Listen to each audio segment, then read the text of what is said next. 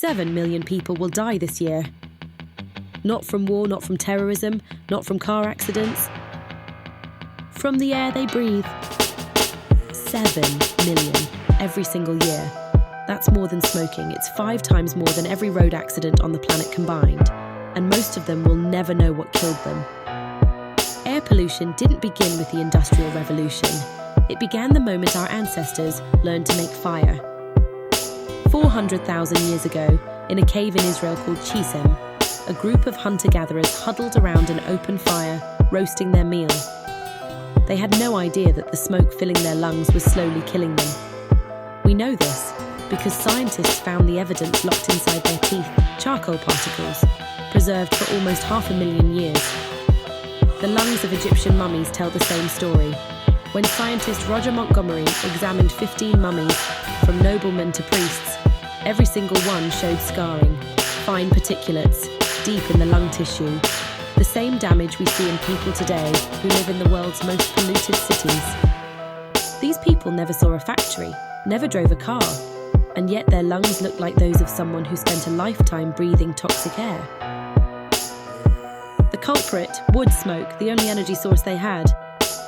By the 15th and 16th centuries, something alarming was happening across Europe. The forests were disappearing. 3/4 of British and French forests had already been cut down. Wood, the fuel that had powered humanity for hundreds of thousands of years, was running out. So countries turned to something new, something that burned hotter, lasted longer, and seemed like a miracle solution. Coal. And with coal came something nobody anticipated. Cities choked in permanent smog, households filled with thick black smoke from coal-burning stoves. The streets outside were no better. Whether you were indoors or out, a grey, poisonous haze hung in the air. People called it the price of progress. They had no idea how high that price actually was.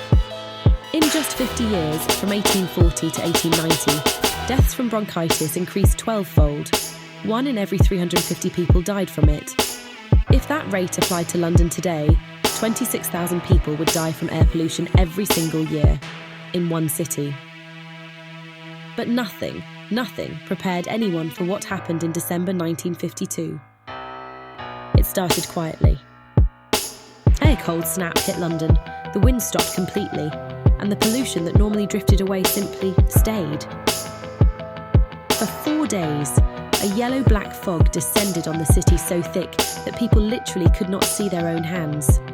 Londoners shuffled through the streets blind, feeling their way along curbs and walls. Ambulances stopped running.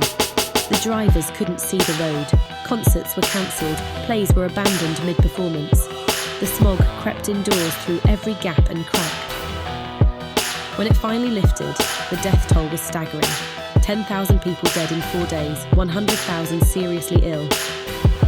The Great Smog of London didn't just kill people, it changed the world.